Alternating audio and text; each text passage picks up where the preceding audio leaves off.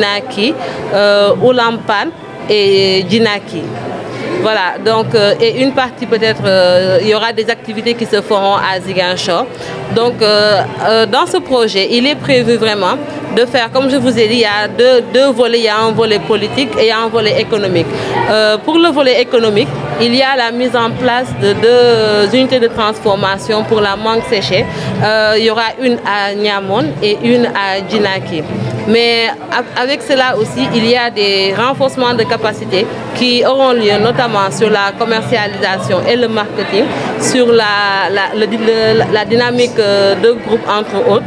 Il y aura aussi des renforcements de capacités pour les élus locaux, sur le budget participatif sensible aux gens et aussi sur la prise de parole, la communication politique et la prise de parole en public. Il y aura aussi dans ce projet des caravanes de masse qui vont drainer plus de 1000 personnes.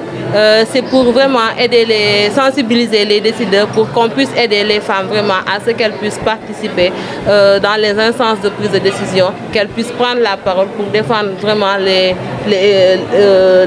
besoins et les droits des femmes. Il y aura aussi dans ce projet un grand forum économique qui sera organisé à Niamon. Et dans ce forum, vraiment, nous voulons connecter aussi les femmes avec les partenaires techniques aussi et financiers, où vraiment elles pourront exposer pendant deux jours, où elles pourront exposer vraiment leurs produits locaux et qu'elles seront en contact avec des partenaires qui pourront les aider vraiment à ce qu'elles puissent développer davantage leurs produits et surtout les activités génératrices de revenus.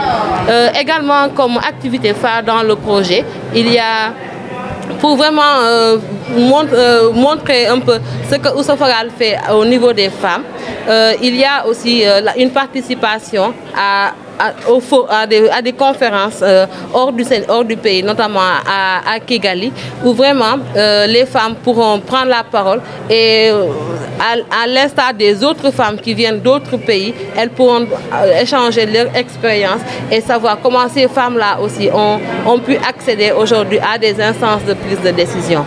Voilà un peu, entre autres, les activités phares que le projet prendra en compte. Vous savez qu'aujourd'hui, tout dans le domaine politique, toutes les collectivités locales ont été remplacées. Les maires qui étaient, les équipes qui étaient avant là-bas ne sont plus là aujourd'hui.